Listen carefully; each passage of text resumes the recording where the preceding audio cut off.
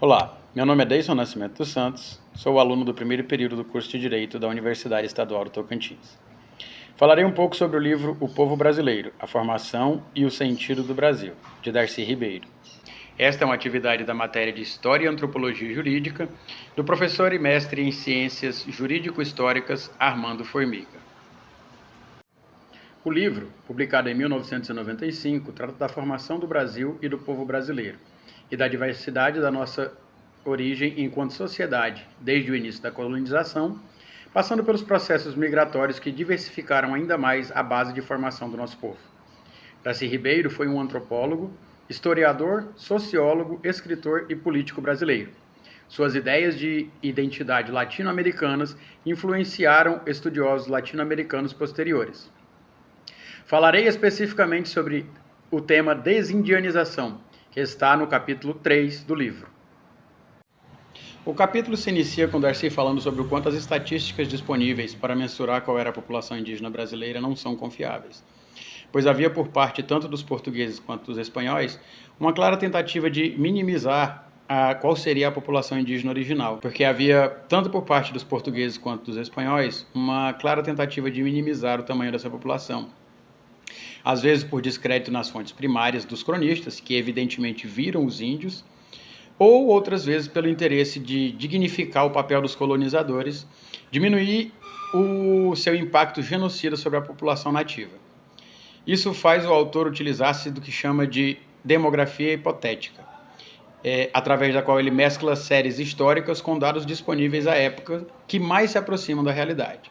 A partir daí, chega-se à estimativa de que eram cerca de 5 milhões de indígenas nativos vivendo no Brasil. Essa estimativa é considerada, no mínimo, muito aproximada da realidade, pois é coerente com as fontes primárias e leva em conta a taxa de depopulação tribal sofrida no primeiro século de contato, baseados em casos concretos conhecidos. A população original brasileira foi drasticamente reduzida pela contaminação de tribos do interior com a virulência das novas enfermidades trazidas pelos europeus, pela evangelização e catequização dos índios e ainda por guerras de extermínio autorizadas pela coroa portuguesa contra os considerados índios hostis. Sob o pretexto de civilizar a população nativa, o recém-chegado homem branco tenta impor ao índio suas crenças, seus costumes e tradições, eliminando assim a do índio. Mas ao contrário do que eles tentam fazer parecer, mesmo os mestiçados e aculturados, os índios permanecem índios. E não se sustenta a informação de que, através do processo de aculturação, eles amadureceram para a civilização. Tal como ocorre com o cigano ou com o judeu, o índio é irredutível em sua identificação étnica. Ele não muda, ele é índio e pronto. A incorporação dos indígenas à população brasileira ocorre de fato através do plano biológico, com a gestação dos mamelucos com mulheres desgarradas de sua tribo. A mulher indígena passa então a modelar o povo brasileiro. Por outro lado, os índios aliciados como escravos raramente encontram uma companheira. Dessa forma, não dá para dar continuidade àquela etnia indígena, digamos assim, a etnia indígena pura, porque não vai diminuindo cada vez mais o nascimento de filhos de índios com índias.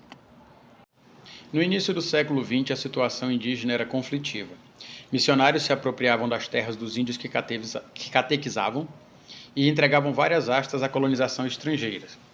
Estas viviam convulsionadas por bugreiros, pagos para limpar as terras dos invasores. Nesse contexto surge Cândido Rondon, mais conhecido como Marechal Rondon. Ele e seus companheiros estabeleceram diretrizes que por décadas orientaram uma política indigenista oficial. Ele defendia a não transformação e o não extermínio do índio, e sim dar-lhes o acesso a ferramentas e orientação adequada.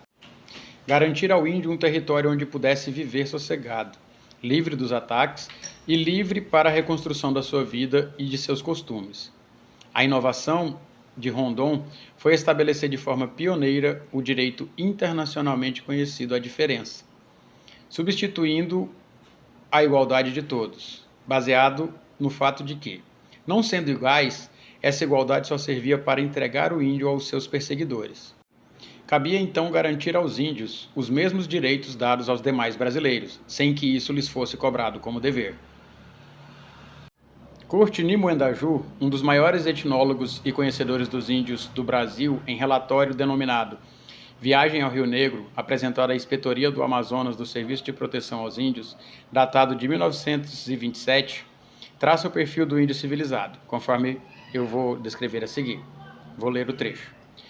Mais do que, em particular, outra parte do Brasil por mim conhecida, achei no Içana e Uaupés as relações entre índios e civilizados, os brancos, como ali se diz, irremediavelmente estragadas.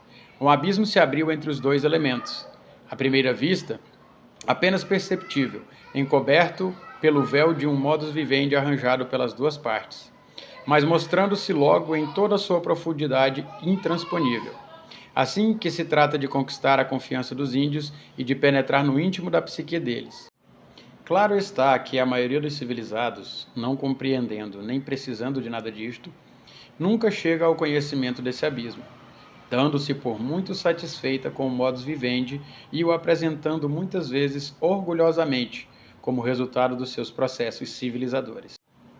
Em 1954, ao apresentar o pensamento de Rondon na Organização Internacional do Trabalho, a OIT, onde trabalhava para estabelecer os direitos dos povos indígenas, Darcy Ribeiro relata que as ideias de Marechal Rondon impressionaram dois intelectuais indianos, tanto que estes pediram o intérprete e almoçaram junto com Darcy, a fim de saber mais sobre Rondon, esse grande brasileiro a quem desconheciam.